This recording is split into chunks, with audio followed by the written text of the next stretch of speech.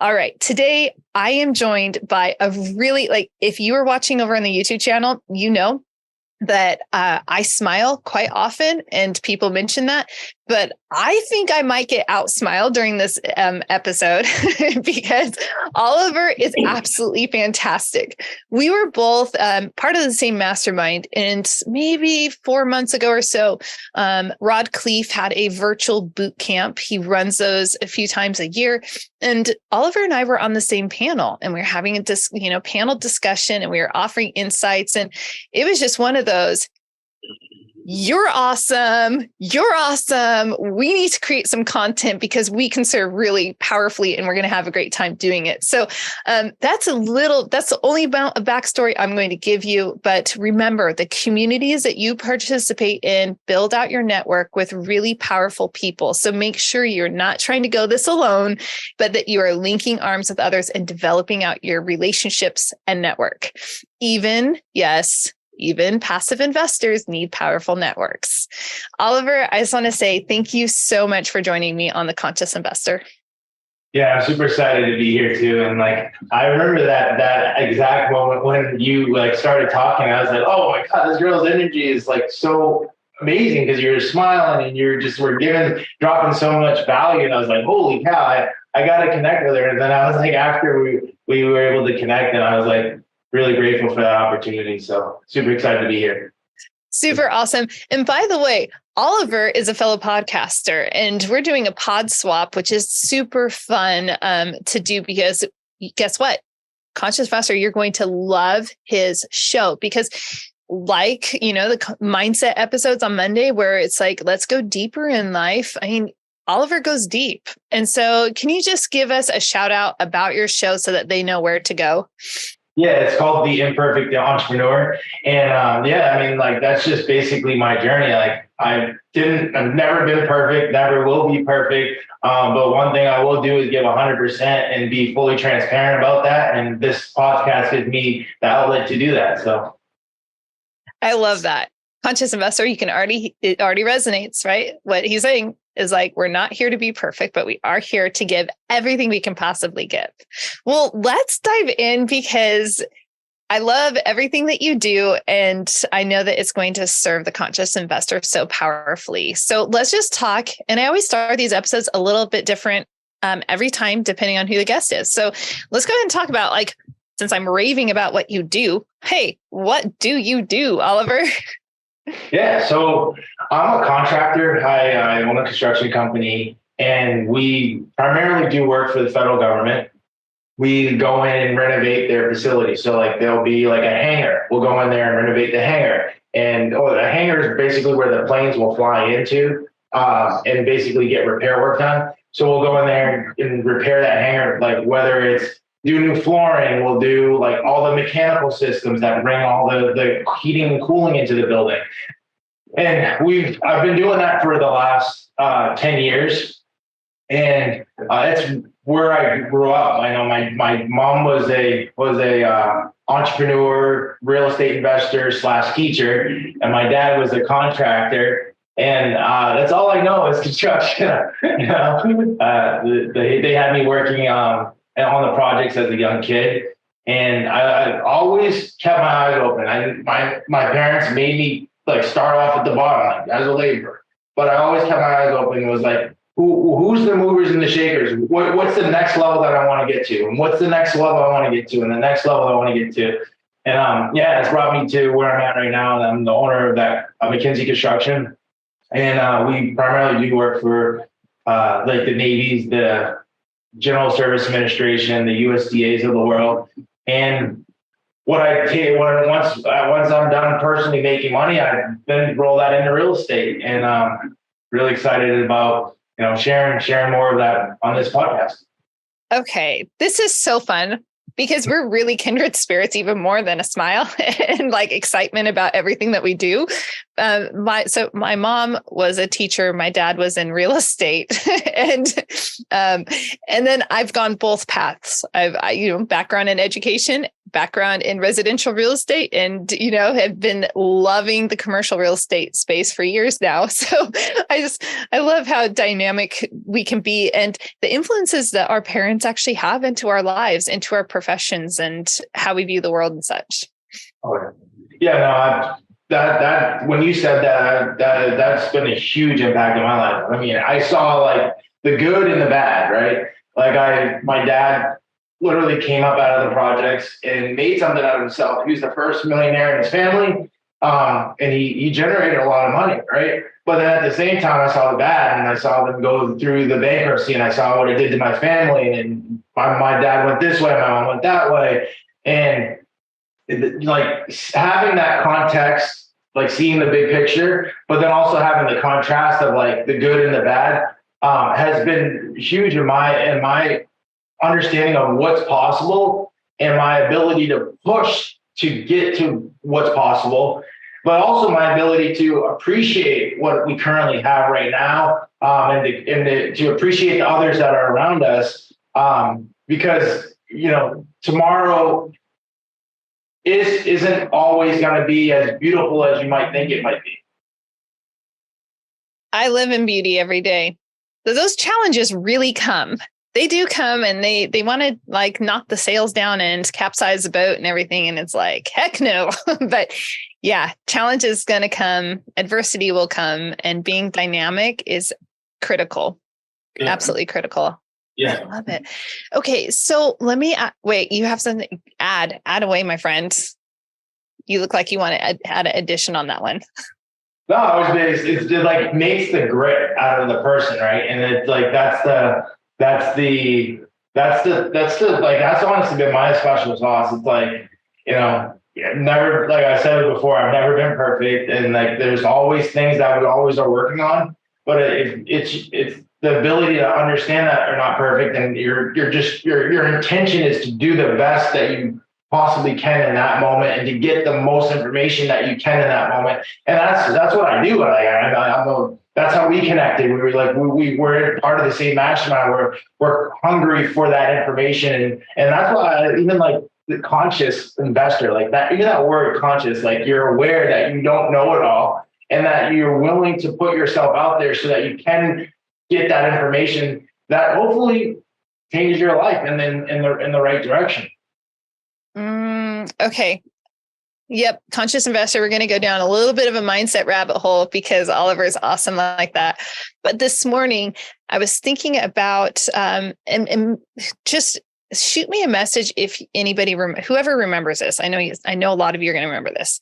In school, you probably did some type of experiment in elementary school where you had oil, you had water, you had some food coloring, right? And you were making your ocean, or maybe it was mineral oil, whatever it was, you make your ocean in a little bottle and it swirls and you're like, oh, that's so cool. But if you take that and you shake it, it all gets mixed up and you have these little bubbles, like just floating around, and then they have to settle back down.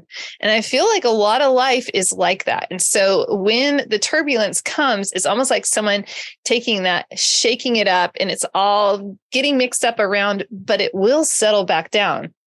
Now I'll add on to that. The bottle can't do this, but it's going to settle down and it's going to be even better than it was before. So just have to add that. I've been a little obsessed with this in my mind all morning.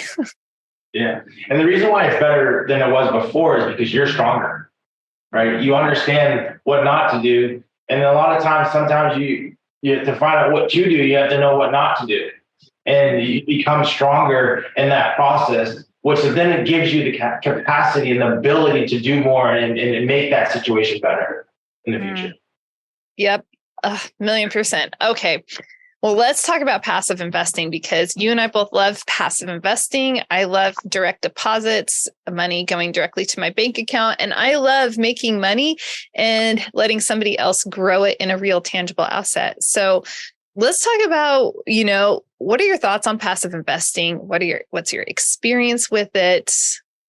We'll start there because I was about to throw 12 questions at once. Like, whoa. Yeah, to be 100% honestly, it freaked me out in the beginning. Like I was like, what? You want me to like take the hard-earned money that I make to give to you to then go multiply? And it was like, it made me, because where I came from, I had to control everything. I had to do everything. And then at the same time, another reason why I had to do everything is because I didn't have the money, right? And there's two things you need to, you either have the money or you have the time. And in the beginning, I had the time and I didn't have the money. So I had people invest in me and alongside me to create this thing.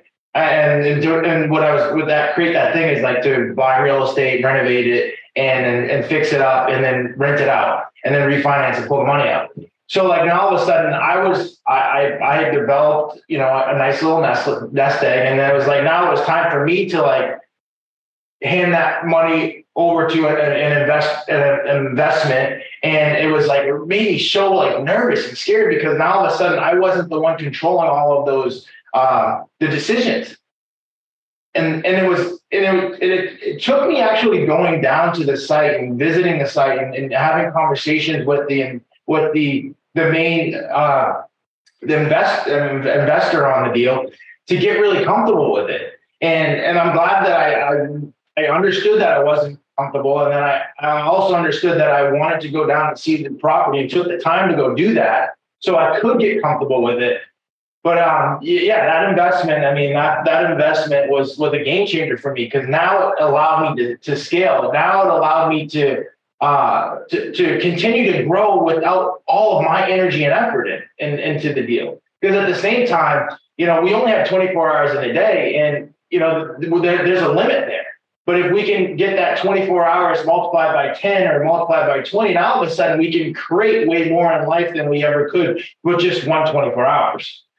So I got that mindset shift from our mentor, Rod. He said, I always want to be in a situation where I have 10 people working on one problem. And when he said that, I was one person working on 10 problems, and it really related to me. And I was like, I got to shift this mindset. And that mindset shift was making my first passive investment in the deal and letting go of some of that control. And by letting go of that control, it has allowed me to be able to create more cash flow into my life without it always having to be reliant on all of it. This is absolutely powerful because this is one of the hurdles that most passive investors face before placing their first passive investment is the control. Like, even though they may have, and everyone should have a diverse portfolio with some holdings and stocks and bonds and all of that, right? And I'm not giving financial advice, by the way,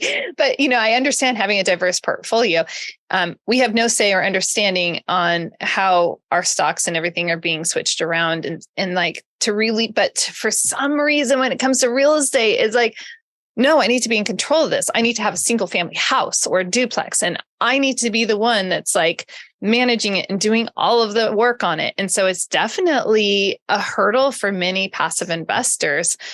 What would you say to people that are still struggling with that concept and they want all of that control? I mean, you dropped a lot, like you just dropped a load of like gems already, but like, is there anything else that you would tell that conscious investor? It's such a unique position to be in, right? I mean, congratulations to you. You can afford a single family property, right? Or a duplex or triplex. And I carry so much pride in that because that's right where I started. I'm like buying the duplexes and the triplexes. Well, actually buying really single families and then converting them into duplexes and triplexes. And there becomes so much pride in that, and there's a lot of money made in that. Like that's what would help me be able to get into these bigger multifamily deals is by refinancing out of those and putting that into the bigger 100+ unit deals. And one of the main reasons why I started making that transition was when I was doing the single families, like to really make money with those deals, you kind of have to like self-manage that, like, yes, you can hire a property manager and they can, you just don't get like a lot of attention though, because like you're one house and they have to have 100 houses to stay in business. Right. So you kind of get put to the back burner. And And now all of a sudden I was managing this stuff and I'm trying to grow my construction business. And then I get all these phone calls from the tenants and it wasn't like bad phone calls because they were newly renovated places, but they were just like the conversation of like, hey, can I put a nail in the wall? And it's like, yes, I can answer that. But every time I'm answering that, I'm taking my time and my focus away from my business. So what is that worth, right? So I wanted to put all of my focus into like growing the business so that I could continue to make money so that I can invest it passively. And that was the transition that I had to go through. Like I have to be just good and focused on what I'm really good at. And then I'll bring on team members that are really good at what they're really good at and allow them to add value to my life. And then I can add value to their life by bringing in the capital, you know? Okay. So this is absolutely huge. Now, some people would say, yeah, but I flipped that house and I just made, $70,000. You did. Like there's money to be made. There's so much money to be made in so many different ways in real estate. But it's like, how do you want to make that money? Like I love making money with zero of my time. So like I got to put my energy into making investments that are going to require zero of my time after I've done my initial due diligence, right? So, there's one of my mentors taught me time is worth infinitely more than money. And he gave an example that related to me, like to my core. When my mom was on her deathbed, I would have paid any amount of money to spend another hour, another day, another month, another year, another 10 years for her to see my kids.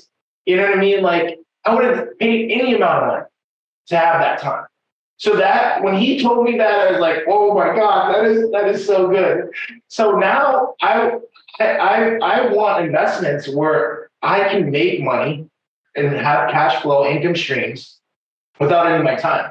Because eventually, if I do it right, that passive income will replace my active income, and then I won't ever have to say like, oh, I have to work anymore. I will work because I want to work. And I'm really close to that position, but like I do this because I love doing it. I love mentoring and growing the team. I love just creating and building things. I've always been a builder even as a kid. I love building with blocks. I see my kids now building, and I just that something about building is really exciting to me. But at the same time, I want to be able to eventually, when I want to flip that switch, it's going to be like, okay, there's no issue. There's all this cash flow coming in from all these other deals that don't involve my time, so it's all good. Gosh, I'm sorry about, your loss. I resonates with me. I lost my dad, and I would absolutely, wow, I'd love to have more time. Yeah. And so being present, and it's interesting, even with, as I continue to build out my company, it's like always being mindful. And my husband will tell me, he's like, are you creating another job for yourself? Is this part of your end goal? Is this part of, and it's so good to have that voice in my life, because I'm so ambitious and the visions are big, but it's like, but what are you creating? Make sure you're sculpting correctly so it comes out well. Yeah. And I think you just brought up a really good point about sculpting correctly. Like, the way that I grew up understanding business was that I had to do it all, but like, if we create business the same way we're looking at this real estate stuff, and like we build a strong team around us, now all of a sudden it's not just one person bringing this heavy rock up the hill. We have 10 people or 20 people or 100 people bringing the rock up the hill. And it's like, it becomes fun again too, because now you're doing all this cool stuff with other people, and it's just being mindful about, like, it goes back to the same thing with Rod saying, like, be a part of opportunities where you got 10 people working on one problem. Why? Because you get to distribute out not only you got to distribute out the earnings divided by 10, but you also get to distribute out the responsibility divided by 10. But the thing with that 10 thought process, right, is you need to make sure the deals are big enough so that when you do distribute out the earnings from this 10, that they're big enough to actually make a difference. So that's why we've transitioned to the bigger deal, right? I love that reminder. And that's why we go for yes, a million times yes, or actually 17, 50, 100 million times yes.